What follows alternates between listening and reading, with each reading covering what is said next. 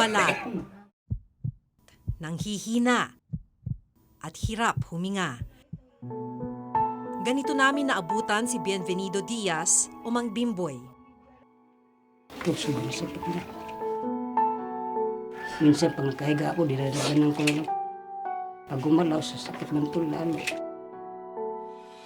Ayon sa datos ng Department of Health, 63 Pilipino ang namamatay kada araw dahil sa sakit na tuberculosis o TB. Nakababahala dahil kung tutuusin, may gamot naman para sa sakit na ito. Kasabay ng World TB Day, alamin kung bakit hindi pa rin nasusugpo ang sakit na ito.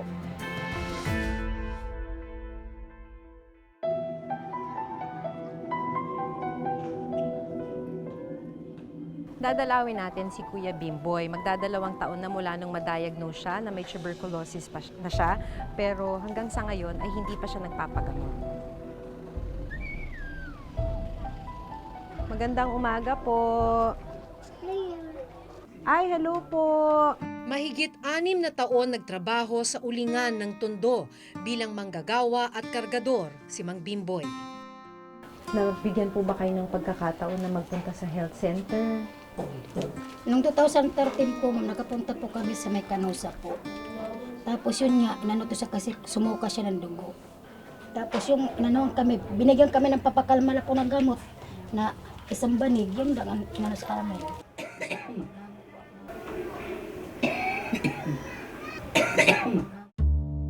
Bago pa man daw maumpisahan ang pagpapagamot ni Mang Bimboy sa health center ng Tondo, inilipat na sila sa relocation site sa Bulacan. Noong 2013 po, tapos nalipat po kayo rito, hindi na po kayo nagkaroon ng pagkakataon na magpa-check up. Bakit po? Kasi malayo po ano dito, tsaka wala po kami kaya ng pera po na sa papuntang ano po, center. Nung paglakad ko po, napagod na ako noon. Simula nung nagal ng bago. Hindi ko na kaya nang maglakad ng malayo. 200 piso lang kada linggo ang kinikita ng kanyang asawang si Aling Liza mula sa paglalabada. Hindi ko na po sinaasikaso dahil naisip ko, mag-anak ko na lang magkakain. Dahil basta wala kami kinakain. Wala kasi akong kamag-anak na nalapitan. Nagdala kasi loob na po ako ng mga tao na magpapalaba ako yung nakikihan ko mag-uling sa malayo. Para magkabili na po kami ng bigas. So wala akong health worker na bumisita? Wala po. Hindi magdadalawang taon na po kami rito. O di, samahan ho namin kayo, tulungan po namin kayo na magpunta. Buong mag-anak na ho sana, isama nyo na pati yung panganay niyo. Pakay naming makahingi ng libreng gamot para sa tuberculosis ni Mang Bimboy. Ang singil ng tricycle ay 10 piso kada pasahero. So one way pa lang yun. Iba pa yung usapan ng pamasahe, syempre, para makauwi sila. So kulang-kulang, ang kakailanganin nila, Kuya Bimboy, balikan ay mga 80 pesos.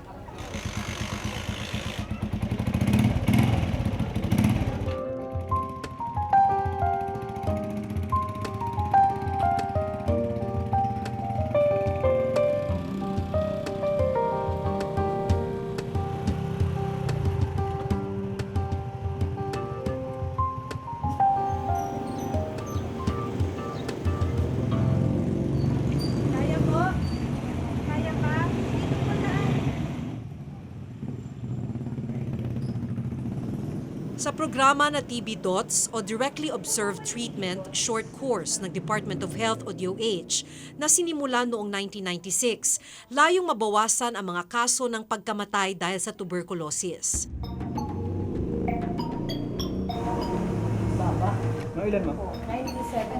Halimbawa, ma'am, sina Kuya Bimboy, they're indigents at malaking problema na yung pagpunta man lang dito kasi kailangan mamasahe, he's very weak.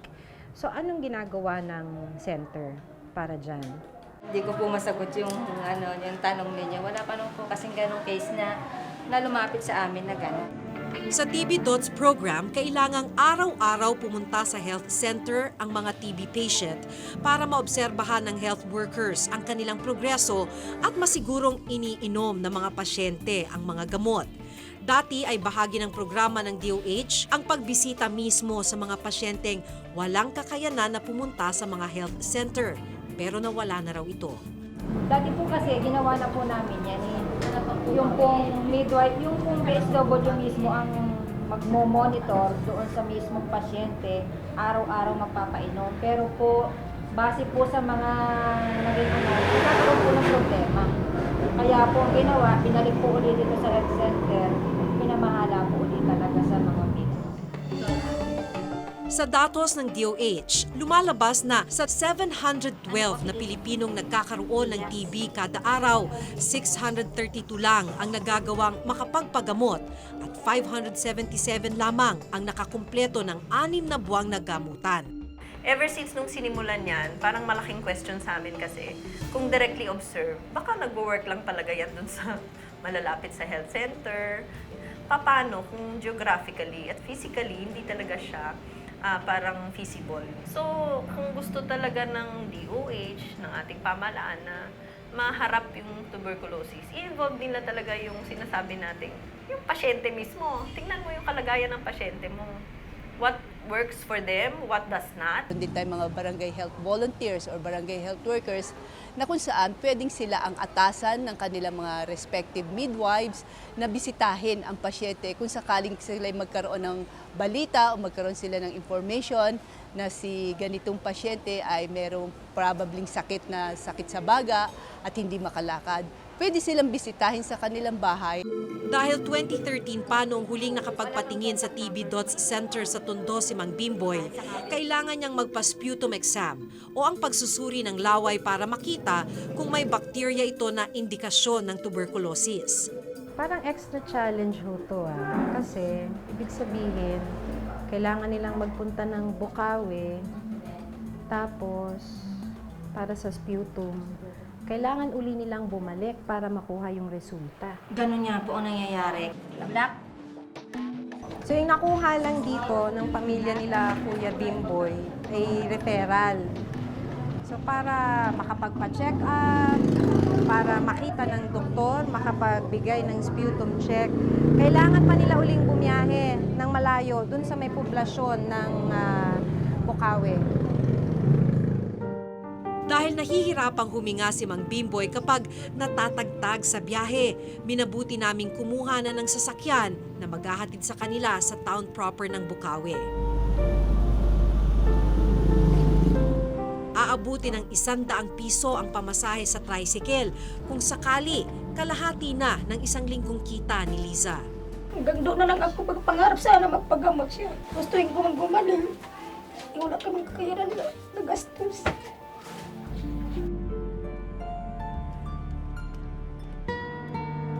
Itong huli kong ubo, hindi ako nakakatulog ng maayos. Pag akma kong matulog, siya namang sumabay pag ubo-ubo. Sabi sa akin, Mama, magpagamot ka na kasi yung katawan mo pumapalit ka na. Gusto niyo pong gumaling? Bakit po? Para po sa mga anak ko.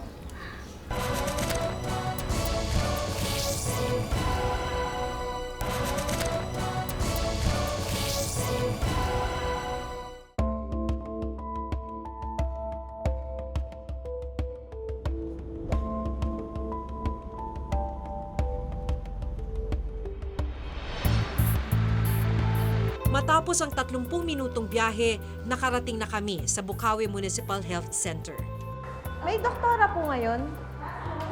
Naka-leave pa po?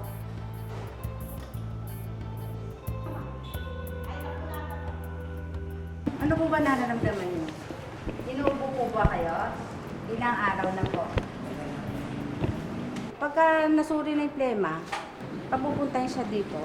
Papabalikin niyo sila rito. Para Makita ni doktora. Para ma-check up ni Apo. doktora. Minsan, pagka kung indigent ang pasyente, tinutulungan ng barangay patrol na dalhin dito. Is there anything that your health center can do para sa ganitong situation na kayo yung lalapit sa kanila? Kasi nga po, ang hirap kasi nga, understaffed kami. Nagsanga-sanga na ang problema. Makakuha man ng laboratory test si Mang Bimboy, hindi tiyak na mababalikan pa niya ang resulta nito. Ayon mismo kasi sa municipal health worker na nakausap namin, kulang sila sa tao at malabong mapuntahan ang mga gaya ni Mang Bimboy na nasa malayong lugar. Samantalang aabuti ng mahigit 100 piso kada araw ang pamasahe pa lang ni Mang Bimboy kung siya naman ang sasadya sa center. Dahil hindi pa makukuha ang resulta ng mga pagsusuri, hindi pa maaaring mabigyan ng gamot si Mang Bimboy. Kung tutuusin, matagal nang may gamot para sa TB. Pero sa ngayon, ika-6 pa rin ito sa pinaka-nakamamatay na sakit sa bansa. Pang-siyam naman ang Pilipinas sa 22 bansa sa mundo na may pinakamataas na kaso ng TB.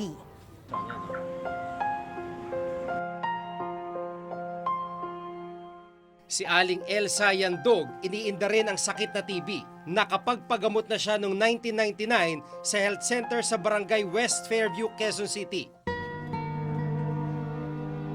Nitong nakarang buwan, muling ininda ni Aling Elsa ang mga sintomas ng TB. Itong huli kong ubo, hindi ako nakakatulog ng maayos. Pag akma kong matulog, siya namang sumabay pag ubo-ubo. Sa ngayon, hinihinga lang ako ngayon, saka yung likod ko masakit. Sabi sa akin, Mama, magpagamot ka na kasi yung katawan mo pumapalit ka na. Gusto niyo pong gumaling? Bakit po? Para po sa mga anak ko. Sa ngayon, ay hindi pa makakuha ng gamot mula sa health center si Aling Elsa dahil may kulang pa siyang requirements. Nagpakita ako sa barangay center namin. Itong February ata. Ang sabi naman sa akin, magpa-check up, daw ako ulit ng plema. At saka yung x-ray kasi nakalipas na raw yung mga ginawa namin. Nag-antay pa na ako ng pera para makapa-x-ray ako. Nitong Lunes, tinulungan namin si Aling Elsa para makapagpa-x-ray.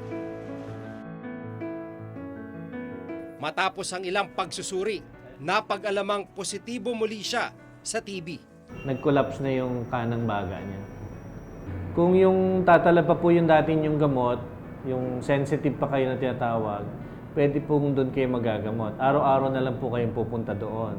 Doon nyo po iinumin yung gamot sa harap ng mga nurses, ng mga doktor. Pati po yung injection na 2 buwan, sila na po yung magbibigay sa inyo. Pero kung lalabas nga po na resistant na po kayo, sa treatment center po kayo, araw-araw na magagamot. Ang maigi po doon kasi pag sa drug-resistant TB po, meron po tayong programa na binibigyan po kayo ng pamasahe papunta doon sa treatment center. Isa sa Millennium Development Goals na nilagdaan ng Pilipinas sa United Nations ay ang mabawasan ang mga nagkakasakit at namamatay dahil sa TB sa bansa. Target na maging 0 ang bilang ng mga namamatay dahil sa TB ngayong 2015. I don't think kasi to 2015 na ngayon wala naman kami nakikitang bagong data to support na talagang na-achieve yung Millennium Development Goals for tuberculosis. No? In practice siguro, yung mga sinasabi ko kanina na nag-improve yung case finding, pero marami pa rin dyan hindi na-diagnose siguro. Since during the MDG years, kahit paano, nabawasan na natin yung kalahati. Kaya yun yung sinasabi natin, we might have reached the MDG. That's good because we have reached our targets. But it is not a call that we have stopped or came into a picture of 0 deaths or 0 situation dying from TB because we still have the remaining half to address. Nakakuha na rin ng gamot sa kanila health center si Aling Elsa. Kailangang magtuloy-tuloy lang ang medikasyon upang tuluyan na raw siyang gumaling. Na lang ng pamasahe. Yung maghanda na lang para makapunta sa araw-araw sa health center. Kaya kami nagpapasalamat doon sa mga taos puso na nagpapasalamat, nagtumutulong sa mga katulad namin na nangangailangan.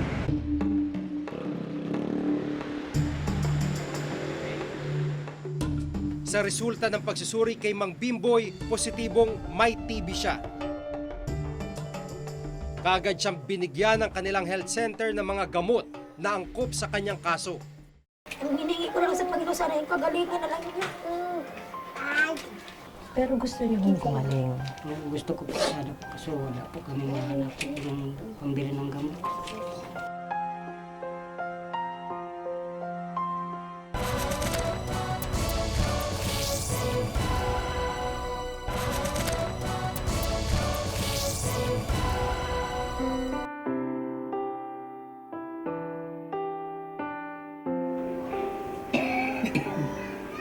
Magandang balita ang pagbaba ng bilang na mga kaso ng tuberculosis sa bansa.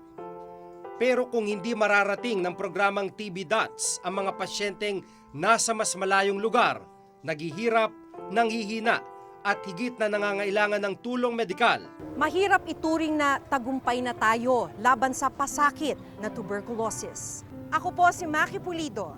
Ako si Jiggy Manikad at ito nakatala sa aming Reporter's Notebook.